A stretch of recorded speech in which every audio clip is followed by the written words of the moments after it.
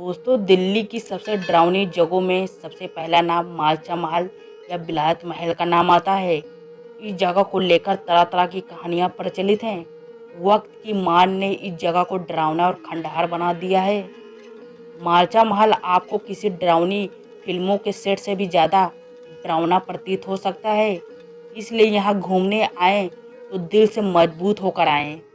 आज के दौर में मालचा महल को न सिर्फ दिल्ली की बल्कि देश की सबसे डरावनी जगहों में से एक माना जाता है। इसका इतिहास जितना रोचक है उतना ही रहस्यमयी है। दिल्ली के चाणक्यपुरी के घने जंगलों में स्थित मालचा महल अपनी डरावनी स्थिति के कारण लोगों में चर्चा का विषय है।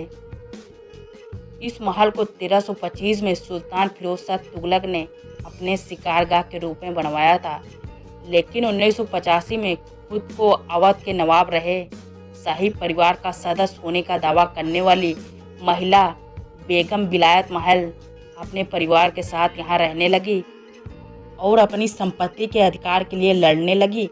इसके बाद इस महल को विलायत महल के नाम से जाना जाने लगा।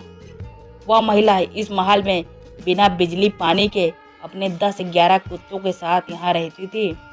मालचा महल में आने के तकरीबन 10 साल बाद 62 साल की उम्र में बेगम विलायत महल ने 1993 में आत्महत्या कर ली और उनके बाद उनके परिवार के अन्य लोग एक एक करके मर गए। इस परिवार की अंतिम मौत विलायत महल के बेटे अली रजा की 2017 में हुई।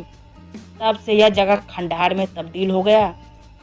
कहा यह भी जाता है कि उनकी मौत भूख प्यास से हुई थी और उनके मौत के बारे में करीब 1 महीने के बाद पता चला था।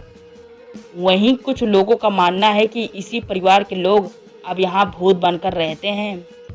माना जाता है कि सूरज डूबने के बाद घने जंगलों में स्थित यह महल बेहद डरावना और सुनसान लगता है और यहाँ तरह तरह की आवाज़ें सुनाई देती हैं। सरकार ने भी शाम के 7:30 बजे के बाद यहाँ पर लोगों के जाने पर प्रतिबंध लगा रखा है। कहते हैं बेगम के अंतिम संस्कार ठीक से नहीं हो पाया था, इसलिए उनकी आत्मा इस महल में भटकती रहती है।